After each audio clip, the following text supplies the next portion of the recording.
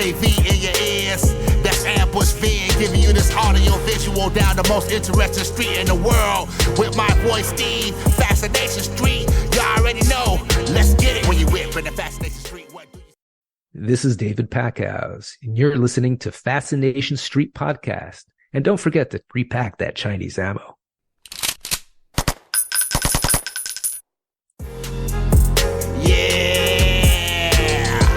AV in your ears. That's Ambush Vid giving you this audio visual down the most interesting street in the world.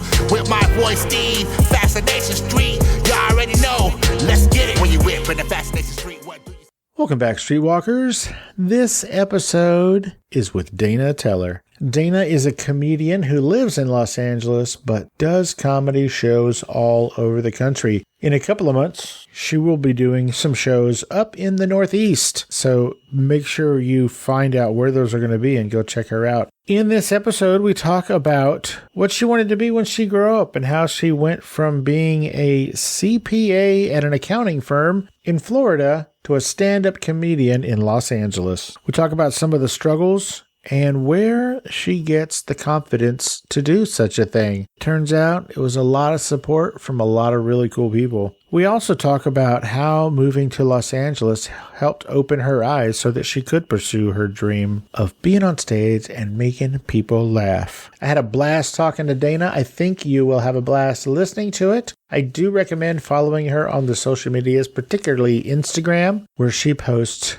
clips from her shows, funny bits and clips here and there. I feel like Dana's comedy voice is uniquely her own, and I think you're all going to dig it. And this is my conversation with the hilarious comedian Dana Teller.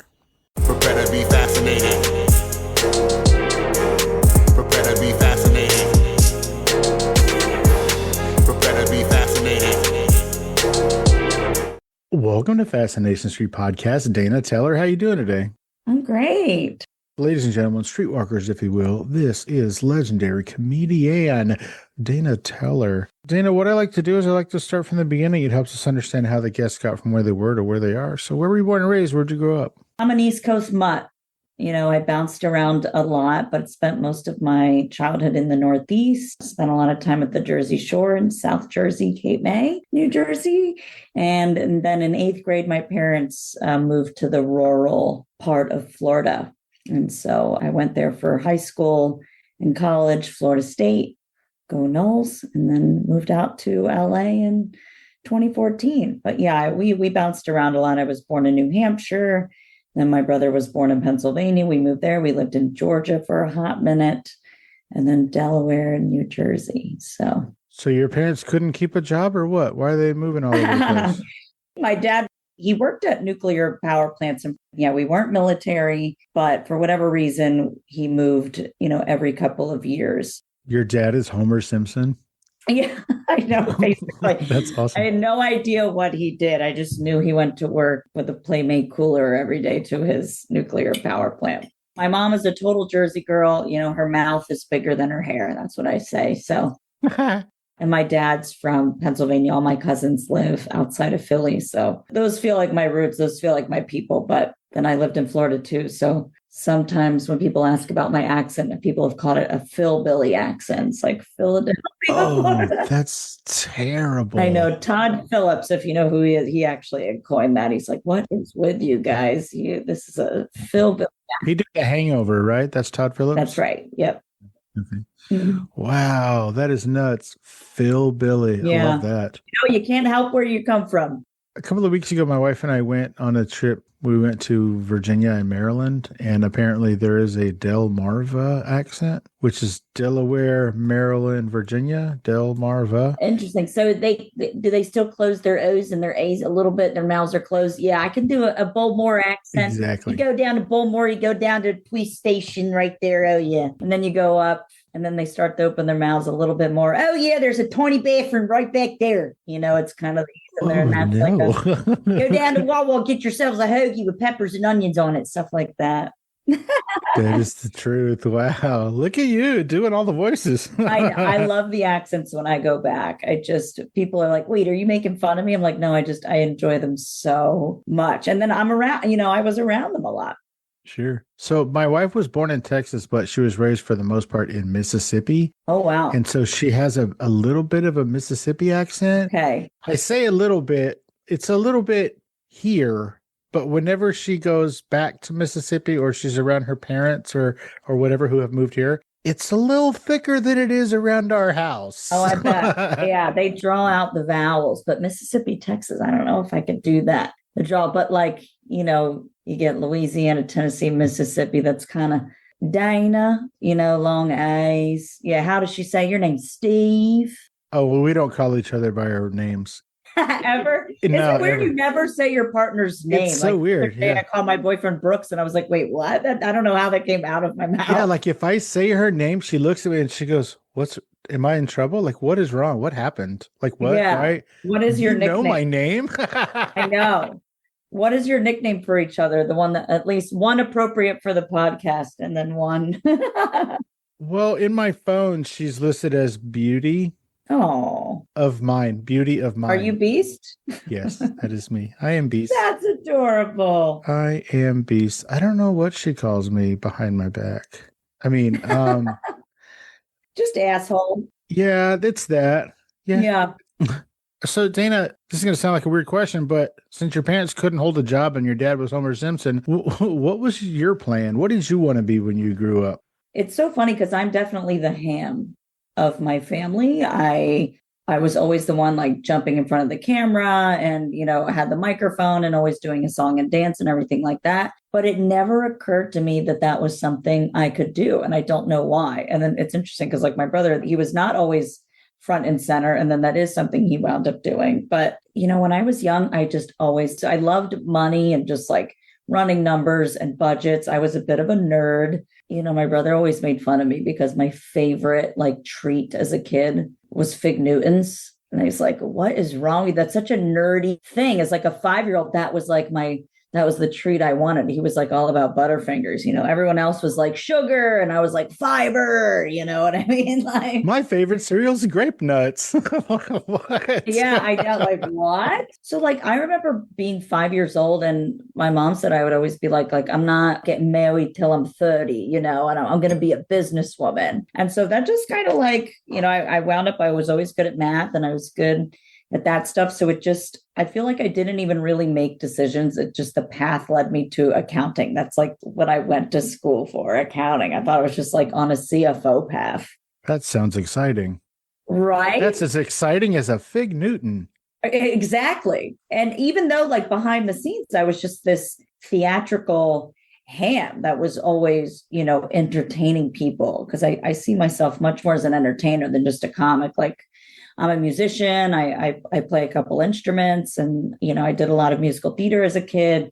I think at heart, I just was afraid to take risks, which I don't know why, because my parents really, they followed our lead and they supported us no matter what we did. There was no influence over what we should do at all. I can't think about anything that they encouraged us one way or the other to do what they did or do what they expected us to do. So that I just put on myself. But I think I just wanted to have money. I thought that to be an artist, that equaled no money. It does for the most part. Like for most people, it sure does.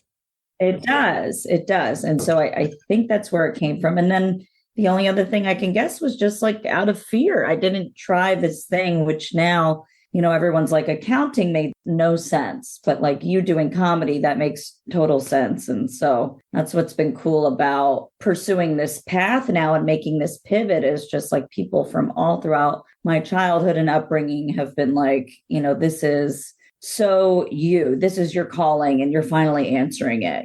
We're just here to cheer you on. So that's what's been cool, that there's just, everyone's kind of like, what took you so long? Even my mom was like, we wondered what took you so long, but never at any point did she share that with me. You know what I mean? So that's what's been really cool. It's like, all right, this is my calling. It's time to answer it. So what about your dad? Is he still waiting for you to just go to work with him at the nuclear facility? You know what? My dad, I can say this. I don't know anybody else's parents who could help them with their calculus homework. And my dad did. He helped him in my calculus. And that seems shocking because if I were to do calculus now, I don't think I would remember a single bit of it. I do a decent amount of algebra and I still work in my Excel spreadsheets to be the money manager for every group vacation. But no matter what any of his children are doing, he is just there cheering them on. It's very rare. This is very inside baseball, but like there's this thing called the blacklist where all of kind of the unproduced, unbought scripts, the best of those every year are kind of put on this form. It's called the blacklist. And my dad reads those scripts, like looking for scripts. How does he have access to the blacklist? You can find them, if you're resourceful, and he was, but he's always reading articles and books, like trying to find the next project. You know what I mean? I just think that's so cool. But no matter what we were doing, trying to find the next project for his kids. So he's out there just looking for things for y'all to do. He's like, ooh, you know what y'all need to do? This, I found the perfect thing for y'all. Yeah, he's done that. He's kind of the seedling of some things that have come to fruition. So really, he's been a part of things that actually did happen. Absolutely. So do y'all give him credit? Y'all make him executive producer of whatever? Yeah, I know. This was very early on, but like my brother's an actor. My brother is Miles. Hold on. Yeah, we should probably say who brother is. Ladies and gentlemen, Dana's brother is Teller from the legendary Penn and Teller. Okay, go ahead. Yeah, my brother Miles, he was in a tiny little indie called Top Gun Maverick. But early on, he did this movie called War Dogs, and that's actually a true story. War Dogs? Yes. Okay, guess what? Bradley Cooper was in that movie, right? That was Jonah Hill. Wait, who else was in the movie? Wait a minute. What was your brother's name in that movie? Here's why I'm asking. I interviewed that guy. Yeah, Bradley Cooper produced it. I think he might have had a little cameo. It was your brother's character, like that guy. I interviewed that guy in real life. It was David and Ephraim. Yeah, David. I interviewed David. He's been on my show. Yeah. He played music on my show. He is a fascinating guy. But yeah, true story. And there was a short story in Rolling Stone. Mm-hmm. And my dad had read it and he was like, this is really cool. And he sent it to my brother and he knew that my brother was going to be at a party with Todd Phillips. And he was like, I want you to bring this up to Todd. It seems right up his alley. And I think this is something that would be really, really cool. And so he talks to Todd and Todd had like either recently heard about it or was thinking about buying the rights to it. But anyway, that all kind of connected because of my dad. And then meanwhile, my brother, who was actually supposed to play the other role, him and Jonah swapped. But anyway, that's just cool about my dad. Well, that is so cool. Why am I talking to you? Put your dad on. Oh, that is so. I know. He would love to. He came on one. I did like a local, when I went back to Florida, I did like a local Tampa news station and we brought on my parents and it was really cool. It was, he's super proud. I say that's why I joke that I suffer from high self-esteem, but that's really just because I think it's because I had such a positive, supportive male role model as my father. That is so wild. What a cool story. Yeah, so rare. I love that your dad's just like, just tell Todd, hey, you should do this movie. Just tell Todd. I know. That is so cool. He's so funny. He was at a Phillies game last summer and he's become a real big Phillies fan. He was behind home plate for some of the playoffs games and they had like zoomed in on him. Your dad? And then on the big screen, they were like showing all these celebrities and on the big screen, they put Bruce Springsteen. They thought he was Bruce Springsteen. So people are asking him for his autograph coming up to him. And then like seventh inning, they flashed him again and they write, not Bruce Springsteen. Like, but people were going, hey, Bruce. He's just got that kind of like cool dad vibe. He's got the curls and, he's definitely a Northeasterner. I think you could just like that exudes off of him, but he's just like a smiley, happy guy, loves his sports, loves classic rock. And he's just the coolest guy. Mickey T. That's what we call him. Michael Teller, Mickey T. That is a cool story. Well, yeah. Wow. Way to go, Mickey T. Way to be a supportive dad. That is amazing. I know. I do like that people who are not in the industry have no idea that there are rules, so they don't follow them. Oh, good point. Like if your dad grew up in Hollywood, there's no way he would be like, yeah, just go tell Todd. He would be like, well, we can't do that. I mean, yeah, you're totally right. Yeah. Has there been anything that you didn't know about where you're like, oops, I did that wrong afterwards? Like I totally broke etiquette or like, the social norms in that situation. You're totally right. Oh, yeah, for sure. I was working at a bank a while back, and there was a question that I had about whatever I was doing at the bank, and none of my managers were around. Uh-huh. They were all in a meeting or something. So I just emailed the CEO of the whole company and I asked him a question.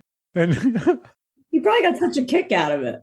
I got an answer from that person. And then 10 minutes later, all of those managers came running out of that meeting and they were like, Steve, we need to have a talk. Oh my gosh. I was like, what? I'm in trouble? Like, how am I just asked a question. They were like, that's not how it works. So, but yeah. You probably got a kick out of it. That happens sometimes. Like one of my girlfriends has no idea about musical anything, no idea about celebrity. Anyway, we were like out at a bar in Tampa in our early 20s. And it just so happened to be that Slash was there, like at this bar. There was nobody at this bar. They had opened it kind of like just for us. We kind of wandered in and they let us stay. And she's sitting there talking to Slash, who probably is one of the most iconic looks in all of rock and roll. She has no idea. She's talking to this guy. She's in grad school. She's asking him, she's like, so where did you go to college? And he's like, I didn't. She's like, how's that working out for you? Like, I love that. and he just got a God. kick out of her because she was just so like, that doesn't happen to him. And he was, she's just like some chick from Wisconsin, like has no idea. And I love that. He just like, they engaged for a while because this is Slash. And she's just like, how's not going to college working out for you? Are you okay? You are at a bar in the middle of the day. I know. It's so funny. So like, I love that. You're so true, but it kind of, that naivete can get you access sometimes. Sure. Yeah. If you don't know the rules, it's amazing what you can get away with. Totally. Hey, Streetwalkers, here's a word from our sponsors. Let's get back into it. A long, long time ago, like when you go to the dentist and you're a little kid and you're looking up and there's that poster of that cat and it's like, hang in there or whatever, those kind of dumb things.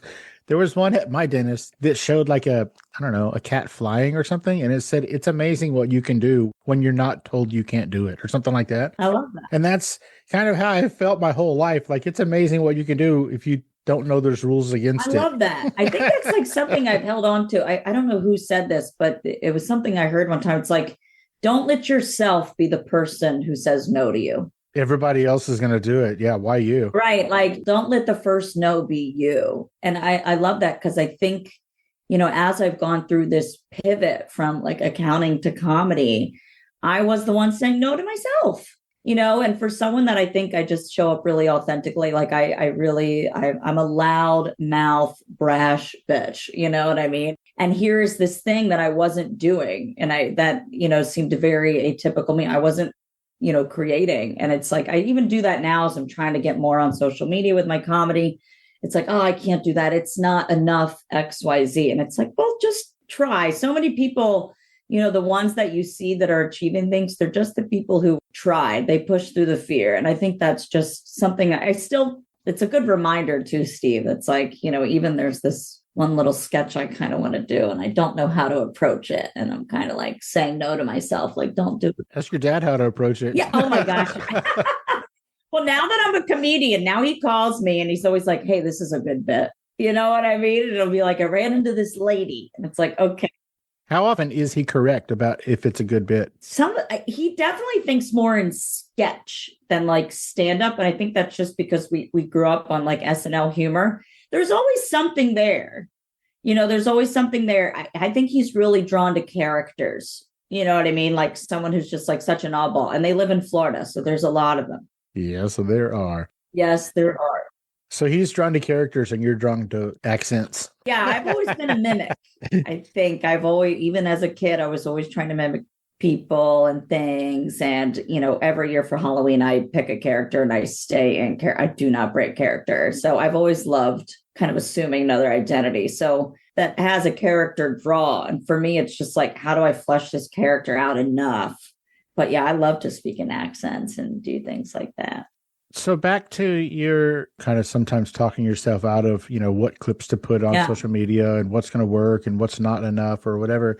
Never forget that, I don't know, almost 15 years ago, there was a sketch comedy duo, some brothers out of Norway. Their last name is Ylvisulker, and so the name of the band is Ylvis, Ylvis. Okay. They had a sketch comedy show that was popular in Norway, but they did a sketch about the noises that animals make. Okay. And it became a global sensation. And you know this song, you just don't know the song. It's called What Does the Fox Say? Oh my gosh. Yes. They just did that as a joke and it caught fire, global sensation. At last count, the video on YouTube has 1.2 billion views.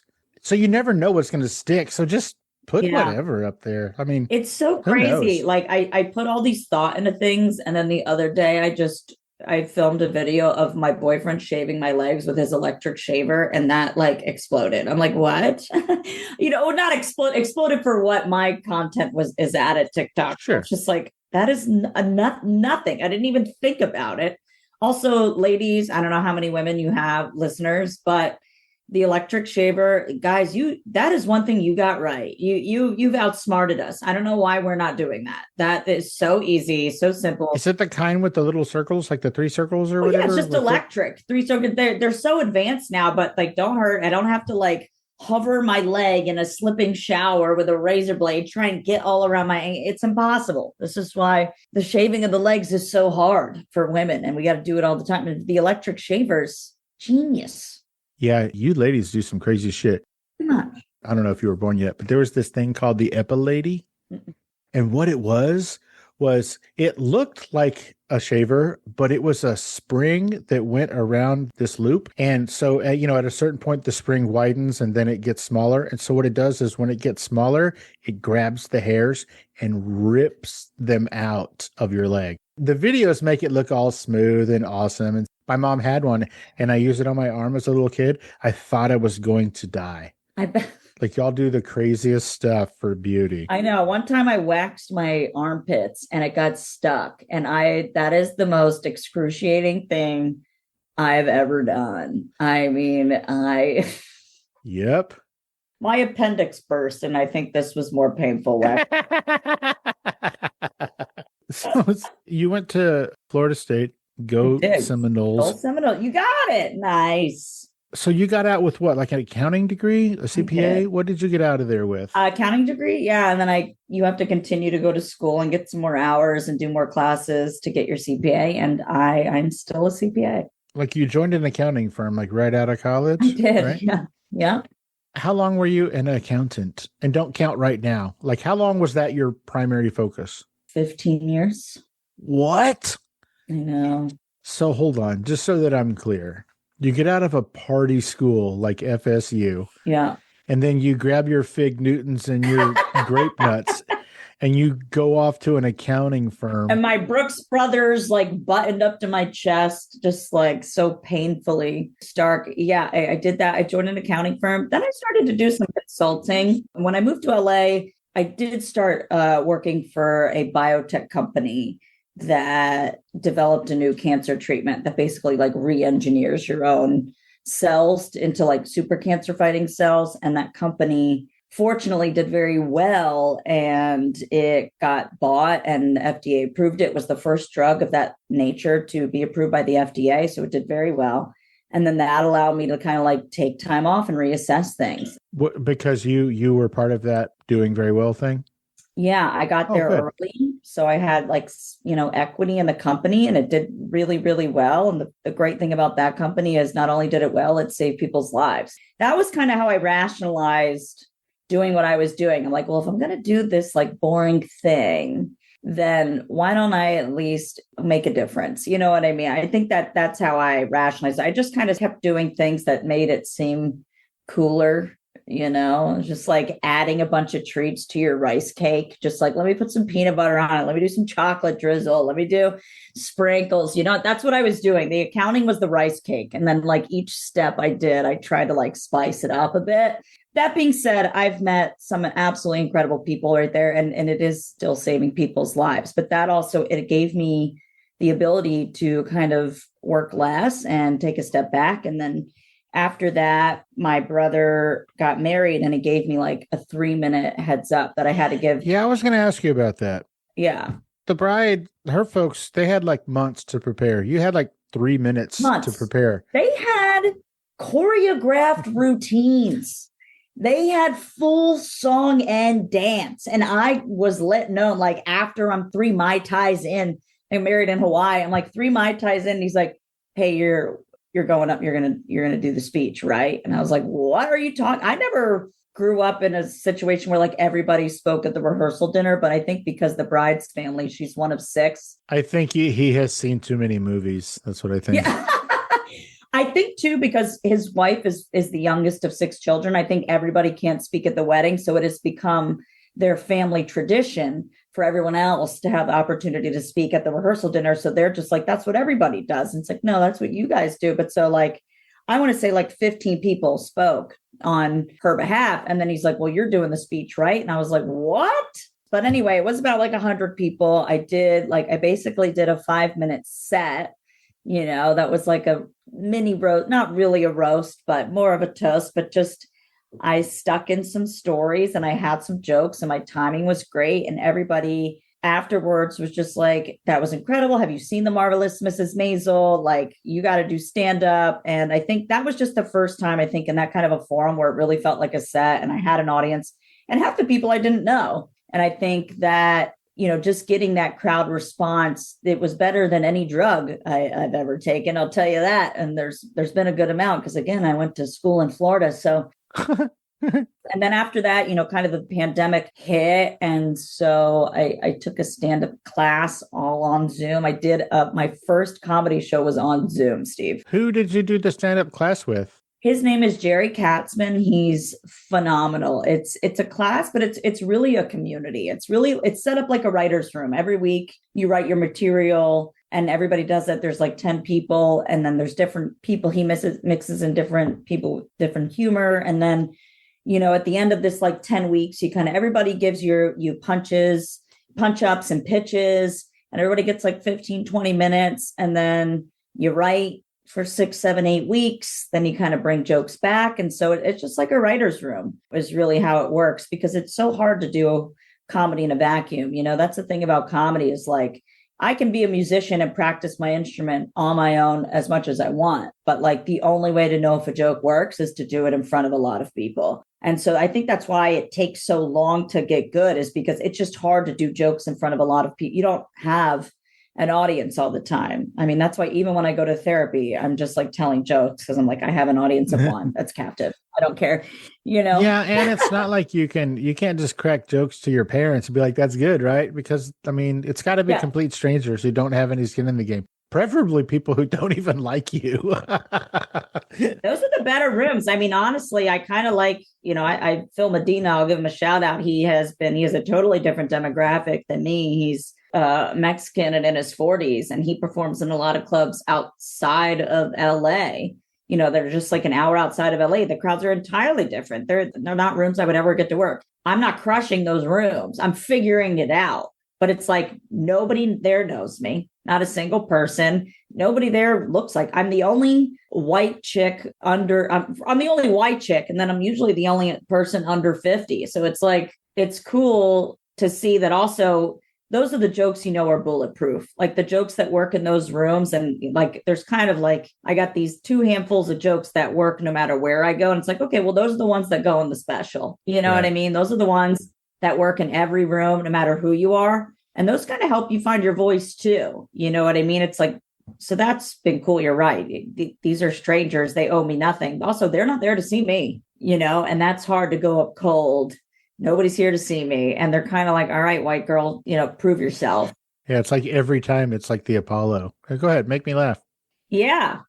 Which, that's not me. When I go to a comedy show, I'm there to laugh. I'm not there to like treat some nerds. So I don't know. My mom also says I was like her funniest child, and which pisses my brother off. But she also says I was like her first child to laugh. Like I was the first child to crack a giggle. So, how did you deal with not being able to prepare for that speech? Like, I know you had like 3 Mai Tais in you, so thank God, but My gosh. I was just I was racking my brain for a story that could represent my brother and how he shows up for people. Because like people there, like people knew him, but not everybody knew him. I think at a wedding, that's what is now we're all so spread apart. Like sometimes at a wedding is the first time you're really meeting or getting to know the bride or the groom. And so I was but a story that I was like, what could work? I was just going off of a theme. I was like, what is the theme with my brother? And it's really like, I think in typical baby fashion, he's just always trying to make people feel better. Like he knows how to make people feel better when even they don't. So I just thought of a time when like I was not feeling, my high school boyfriend had cheated on me with one of my best friends, and he wrote an entire song and posted it on the internet about this chick. And it was like basically just like ripping her. And I was like, because I was so down in I was such this tough chick, like the fact that I was down in the dumps, and I'm a very sunny person. The fact that I was like depressed for a little bit, I think he didn't know how to cheer me up. Like that was the best thing he could have done to cheer me up. So I talked about that. And I talked about just a couple of things. I'm like, how do I talk about him? I need to say something about him. I need to say something about her. Like what's something that kind of how I've gotten to know her. And I think always with wedding stuff, like it needs to be a toast, not a roast, short and sweet. Like I knew I needed to get in, get out. And so I wanted to talk about them. I want to talk about him. I want to talk about her. And those were kind of like the 3 themes. But definitely I had like some ideas percolating. The story I kind of had, but I kind of was riffing and ad-libbing. And now that I'm saying this out loud, I'm like, I think I need to go on stage and do a little bit more of that on some lower stakes things and see where I can find the funny. I mean, like one of the teachings of like comedy is, ranting about something, and like out of that rant, because really comedy comes from having, everyone's like, you need your voice, you need to find your voice. What is that? That's usually having a strong attitude towards a topic. You know what I mean? Like, what is your observation? What is your strong attitude? I don't have to agree with you. I think like the best comedy comes from when like I don't agree with you, but by the end of your bit, I'm on your side because I can see your point of view. I think those are the best. I'm a very opinionated person. I always say like I give a lot of feedback. No one has ever said, I wonder what Dana's thinking. Like everybody knows what I'm thinking about everything. And I say, and if I don't, check on me because I'm choking, like my opinion hole is blocked. So there was no part of you that wanted to be like, oh, you know what? It's so great that these kids turned out so well. They fell in love and here we are. And who would have thought that just 6 months ago they met in a methadone clinic? There was no part of you that wanted to roast him, especially for giving you 3 minutes. I did more of a roast of like the 2 of them as a couple, but in a cheeky way to where like it was complimentary, but also not at the same, like a kind of backhanded one. So it was more making fun of them as a couple. I just feel like the best man is for the roasting. That's him. That's his job to do. You know what I mean? That's not really my job. Sure. I'm just here to be a fan, which he did a little bit. Knowing the best man who I've grown up with too, we graduated high school and college together. I knew he would have a little roastiness. So it was just, I think too, maybe it was the Mai Tais, but I was in a really loving mood. You know what I mean? Maybe it was the Mai Tais. Yeah. I feel like if I was in that position, I would just be so nervous because I was unprepared and I would just be like, no. I'm not doing that. Yeah, I was at first. I was like, what? I really didn't have much time. And they're like, you're closing the night. And I was like, oh my God. That's the other thing. I knew I was closing. So I really wanted to end on like a high note. I think also I told myself like, I got this. I've performed under pressure plenty in my life, not necessarily in that setting, but I just was like, I had belief in myself that I'd figure it out. I was just like, it'll come. I just need one story to anchor it all around. And then the rest just kind of flowed. You know, it's like, I went in with an intention. I do that with my comedy sets too. It's like, sometimes my intention is just like to really connect with just one person. You know what I mean? But my intention, I set my intention beforehand. I was like, you know, I'm here to just like celebrate them, you know, let everybody else know my brother a little bit better. And then make them smile and make them laugh. Because no matter what, I've always been going for the laugh and entertaining people my whole life. That's always been what I am, you know. Hey, Streetwalkers, here's a word from our sponsors. Warning. Not listening to Fascination Street podcast may cause unexpected side effects. Side effects may include sudden fits of boredom, irrational curiosity about everything you missed, the inability to name your favorite podcast interview, spontaneous ignorance of obscure celebrity stories, talking to coworkers about nothing because you didn't hear the latest episode. Other symptoms may include excessive use of the phrase, "Wait, what happened?" Chronic seriousness with no trace of laughter or delight, unexplainable urge to scroll aimlessly instead of being entertained. In rare cases, not listening may lead to wandering aimlessly through podcast apps, overexposure to true crime reruns, and thinking you're cooler than you actually are. If you find yourself experiencing any of these symptoms, stop what you're doing immediately and download Fascination Street Podcast. Ask your podcaster if Fascination Street Podcast is right for you. Spoiler alert, it is. Let's get back into it. One of the things that I like to talk about on this show is what made people think they could do whatever it is. Oh, And I think that one of the things, like you just said, you had a little bit of confidence that you could pull it off, you know, with this toast. yeah.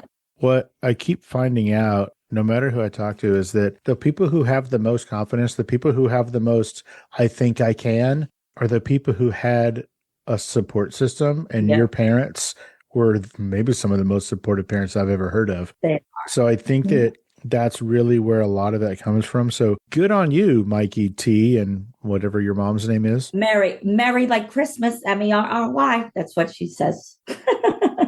Really? Oh, yeah. I'm married like Christmas, MERRY. She's very Jersey. I love that so much. You know, that's what anytime you meet her, I'm married like Christmas. Okay, so 2014 is when you moved to LA, right? Yeah. Now, did you move to LA because of that job? I was working for an accounting company and I knew they had an office in LA. I was bored in Florida. I was ready. You know, there was a breakup that I had and I just was ready to swim with the big fishes. Like I had a breakup. A lot of my friends were settling down. I think I was like, I was like 28, 29. My friends were starting to get married and have children. That I just didn't see that for myself at that time. I was like, there's still more. I'm not done yet. Yeah, I wasn't done yet. I was like, I'm not ready yet. I felt that I was kind of a big fish in a small pond. And I was like, I want to go swim with the big fishes. I might get eaten, but like, I want to try. Fortunately, my best friend from college had lived down here. I had been visiting a lot. My brother lived down here. My best friend lived down here. The trips were getting longer and they were getting shorter in between. You know, it was just like, it started out just once or twice a year for a weekend. And then it was becoming 4 or 5 times a year for 4 or 5 days. And it was like, okay, well, we're trending in this direction. And I knew my company had an office out here. So I transferred there. And then I wound up joining the biotech company. But so that company helped me get there because I just thought like, for anyone out there that's like looking to make big changes in their life, one, you got cojones. Like it takes so much courage to make big changes in your life. And I always admire that when people are willing to do that. But 2, I think I was like, all right, I'm going to do this in a very methodical way. Like, I don't want to change everything at once. And so I thought if I could like keep the same job sort of in the same company, that at least took that off the table. Because I think like moving somewhere new, not knowing anybody, starting a new job, that's a lot of change at once. And so I was moving in with my best friend from college. We had lived together before. Let me keep the job that's the same for a little bit and just like kind of settle. Cause it took a couple years for me to figure out, have my social circle, figure out my thing in LA and all that. So were you already doing comedy before you left? Like, did you start doing comedy in Florida or did you wait till you got to LA? I wasn't, but I was always like, I had a notebook, with like ideas, sketch ideas. And I would always do these little like vignettes. I would like kind of do little things and films, stuff like that. Nothing that I put on the internet.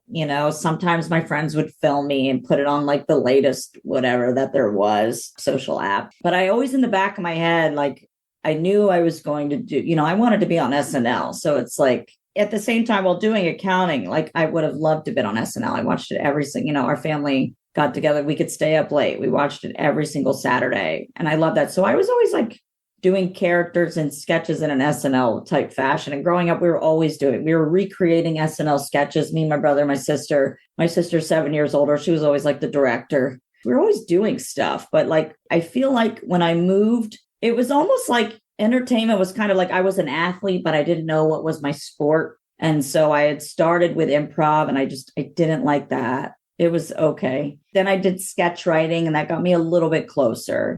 And then someone had recommended I take this class. But yeah, shout out to Jerry Katzman. I think in the last 6 months, he's had 4 of his students be on the late night show, which can be Fallon. Wow. Yeah, it's fantastic. So he's really great. Yeah, you can Google him, Jerry Katzman. I think it's Jerry Katzman Comedy Class. It's just a great community of comedians. You said I would have loved to have been on Saturday Night Live. Yeah. Is Saturday Night Live over? No, I think like growing up, but like it's not. Oh, over. okay. But like, yeah. Oh, okay. Well, do it. I mean, I think. See, you're already telling yourself no. You're right. You need to say, like, I'm going to enjoy being on Saturday Night Live. Well, that's what I said. My manifestations, I've said that, you know what I mean? Like sometimes I say no because I'm like, oh, it's those nights are late and I'm turning 40 this year. But, you know, whatever, we'll see. I'm still going to do my characters and put things together. Like it's still the goal. You're right, Steve. So that said, you turned to comedy. Why comedy? How come you didn't just decide to start doing sketch shows or improv or whatever? Why comedy? Yeah, I think that it's just harder to join a sketch team kind of. And I honestly, I done sketch writing. I really liked that. And then I just decided to do stand. I had a lot of comedians I knew in LA, like just over the past couple of years have been like, you really need to try stand up. You really need to try stand up. And so what I love about stand up is like, I've started to incorporate like music and doing things like that. You can do whatever you want. Sketch isn't out for me. I love sketch. I love working in teams. So I really want to start doing more sketches for social content, but it's not out. The comedy class is what I just found my thing, and I found this group of people that were great, and I've continued to do it. Nice. At what point in your comedy did you decide to start bringing in some instruments? I know every once in a while you'll play a piano in your show, and maybe some other stuff, but when did you decide to bring in some of those ideas? About a year ago, I was writing jokes about LA dog owners and just like how annoying they are, like all of the stuff that they're doing, you know what I mean? And I was like, this is a song. I was like, it's a song. I've been wanting to incorporate it in. I didn't know how. And then I kind of started writing an original song, which made it hard. But then my brother actually was like, it almost needs to be more happy-go-lucky, almost like Cheers, like a Cheers theme song. That was a great pitch. Parodies are great because people are in on the joke already. As soon as you start playing it, they know how the song's supposed to go. So they expect where the beats are. So when you can surprise them and change the words, they just love it. The whites love it. The whites love it the most. I will say that. The whites? The white people love it. The whites like the songs the most. That is hilarious. Yeah, one of my comedy mentors, he's like, do not do that song. Other groups are going to feel like they can do it better than you. So the whites, I think that's why they like it so much. That is so funny.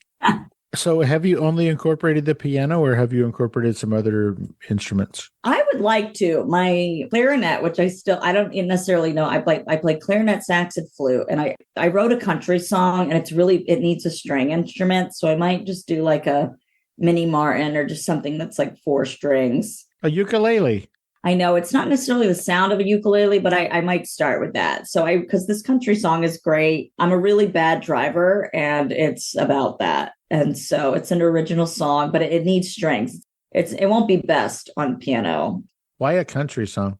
That's just kind of where my mind went when I wrote it. I think there's like a riff that just is kind of like Dolly Parton 9 to 5 meets like a Miranda Lambert kind of you're like a Dixie Chicks kind of run off. That's just what came to me where the chorus kind of went. And so I think because it's storytelling, maybe more. It was like kind of folky storytelling. So it just kind of lent itself in that genre, but that's just where it took me. So how did moving to LA help push you in the direction of your dream? If you didn't start doing it in Florida, what made you start doing it when you got to LA? I think just being surrounded by so many creative people and people that are doing it, like when I was in Florida, I didn't know a single stand-up comedian. I didn't really know a lot of people pursuing art, specifically the performing arts. a wedding band was probably the closest I got to that, or like a band at a bar. You know what I mean? I did play in a band a little bit with my guy friends. Clarinet. I did the keyboard. They had like a rock cover band, and I would come in and moonlight, and like there was like, an Elton John song or something like that. I would come in and play. But it's inspiring to be surrounded by people who are doing stuff. The people around me were just also super encouraging. Like, you really need to try it. And, you have the improv and the sketch classes. All those classes are available to you here where they weren't in Florida, really. So I think the environment is really conducive to inspiring you to create. That being said, like, I love leaving town too, because that inspires me as well, just to see people who are living different lives than me. Because you get in LA for a while and it feels like everybody's kind of living the same life a little bit, and it gets kind of homogenous. And so it's like, everybody doesn't live like this or think like this. That's why I like to get out. How do you deal with hecklers? Hecklers? I've been fortunate. I haven't had too many, but I've noticed you have to shut it down quick, and you got to do it in a way. Honestly, it's not different from being a woman working professionally, like being sexually harassed. Like, you have to find a way to shut it down while also being respectful, while also standing your ground, while also not making them feel too bad about themselves, because then they turn on you. There are a lot of times in the workplace where people would make wildly inappropriate comments, and you have to think quickly on your feet how to respond in that way. And I don't think heckling is much different. And I think kind of what you said of just like having belief in myself, but I've prepared a little bit. Like, I kind of have some things, like a lot of people when they're doing crowd work and they're heckling, what's so great about it is responding to hecklers. You think they're just coming up with things on their feet, and they are, but at the same time, they have kind of things prepared in the back of their head that are kind of ready to go to come up with things. Like, it's not a bad way to prepare for comedy. It's not even necessarily hecklers being like, you suck. What happens more is now, I think, because crowd work is so prevalent on the internet, people think they're part of the show and they just don't shut up. It's like they respond to every single thing you're doing, and they want to be the star of the show. Those are harder. I bet. They just don't shut up. Yeah, because like, they're not being mean, but it's like they don't stop talking. That I've had more than, show me your tits, which I've had. That doesn't happen. Does that happen? 100%. It happened once. I just couldn't believe it. I was just like, sir, you did not pay enough money. Those tickets were very cheap. I know. I was surprised because it was like an LA crowd, which is usually like overly PC and woke. Wow. The drinks must have been, maybe he had a couple Mai Tais. Yeah, no kidding. Hey, streetwalkers, here's a word from our sponsors. Let's get back into it. Okay, so here you are, you're creating your own destiny, right? Finally, after all these years, you're creating your own destiny. Is it as hard as you thought it would be? Yes and no. I mean, well, I'm enjoying it, but I think the harder part for me is just the social media part. That's like one aspect. That stuff takes a lot more time than I thought. Oh my God, it sure does. Holy shit. That takes up so much time. So there's that. And then I don't want to be attached to my phone because I feel like that saps creativity, but I need this thing to progress, And so that's kind of the battle of like, how much time is enough and not. To me, the hardest part of it is the social media part. It's so much easier for me to go up on stage in front of a bunch of strangers and tell dick jokes and talk about like things that are wrong with me. Like, I have absolutely no problem doing that. Like, I would queef on stage. I have no care. But like, for me to go on social media and do it, I don't know why. There's such a hesitation to it.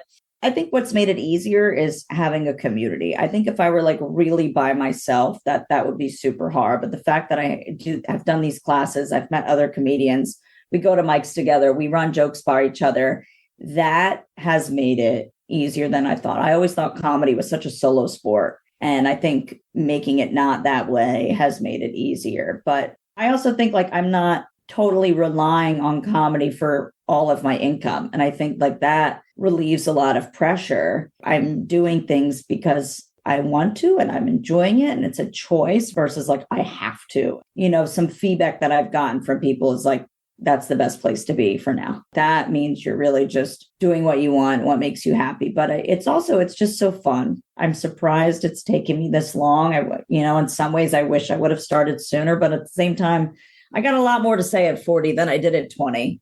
Sure. What kind of life experience did I have? I didn't really. And so this is my time. My time is now. But it's cool to see how certain things take off, riding these waves of momentum and, seeing where it takes me. I don't know if a comedy stage is where it all ends, but I'm just kind of trying to enjoy the journey. Absolutely. The journey is the worthier part.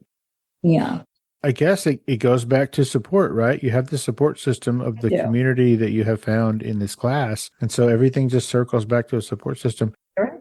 Do you think that you would have made this leap into following your destiny if you hadn't had that liquidity event that made you a billionaire?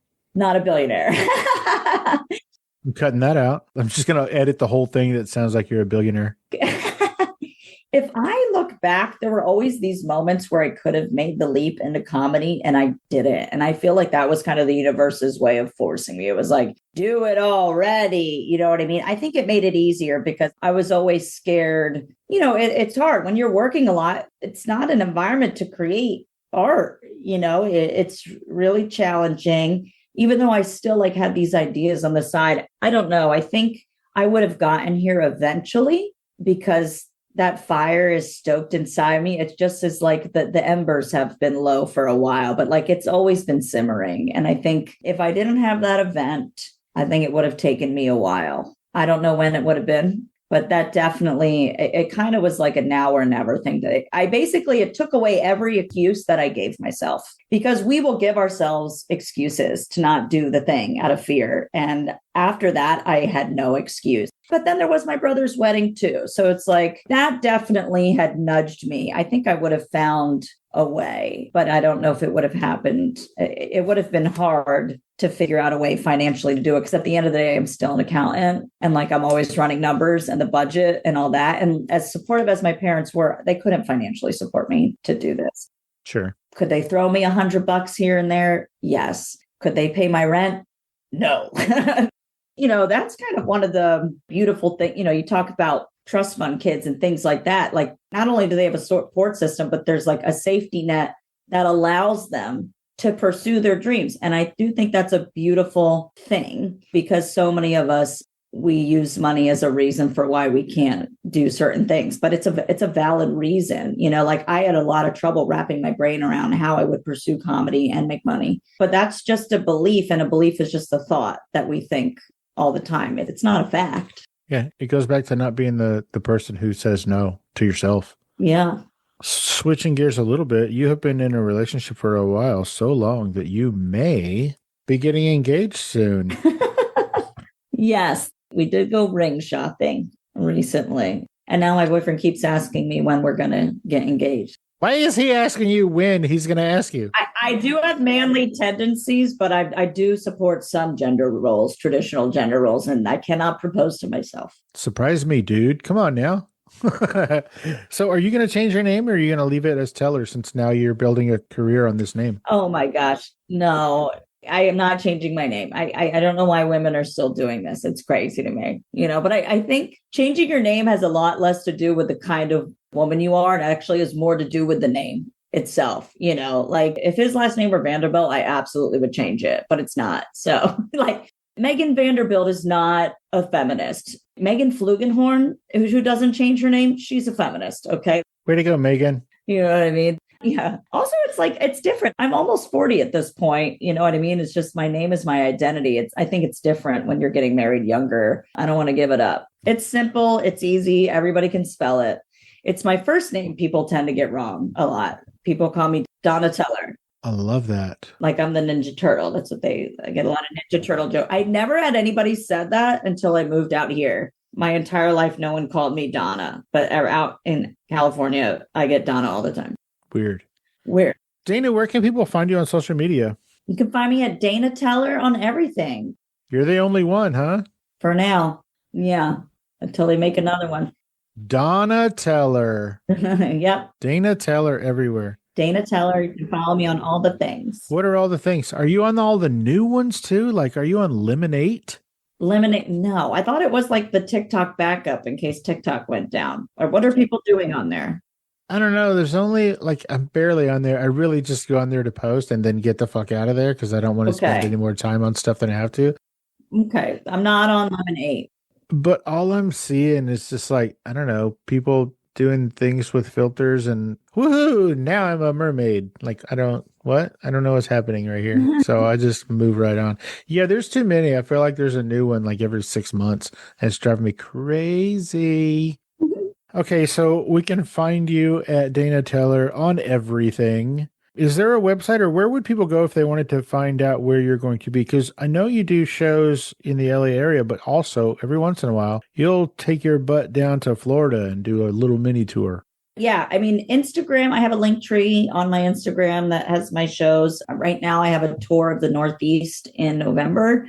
I'm going to be in Baltimore, DC, Philly, New York, maybe Boston. We'll see. If you got any Boston listeners, I'm trying to see if I can get a show there as well. But that'll be in November, but it'll be linked on my websites that are listed in my social media accounts. Nice. Well, Dana, as we're heading out, is there anything that we didn't talk about or I didn't ask you about specifically that you wanted to talk about today? Like, did we cover the big bits? Yeah, this was super fun. Thanks, Steve.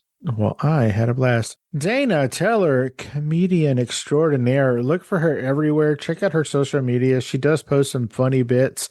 She'll post clips from different shows. She posts random funny stuff all the time. Check her out. Also, if you do get the chance to go see her in person, I'm jealous. Let me know how that works out. I'm sure she is hilarious for the whole show, not just the clips I'm getting to see. But Dana, thank you so much for taking the time out of your busy day and your, I don't know, throwing back Mai Tais to prepare for a speech schedule to hang out and let us get to know you a little bit better on Fascination Street. I really appreciate it. Thanks, Steve. I had a blast, and you have a great rest of your week. Thanks, Steve. Thank you. Bye. Bye.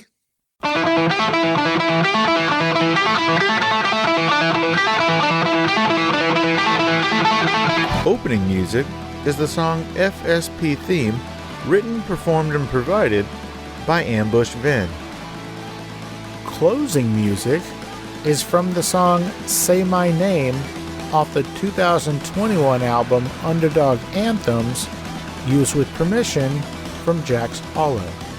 If you like the show, tell a friend, subscribe, and rate and review the show on iTunes and wherever else you download podcasts. Don't forget to subscribe to my YouTube channel. All the episodes are available there as well. Check me out on Vero at Fascination Street Pod and TikTok at Fascination Street Pod. And again, thanks for listening.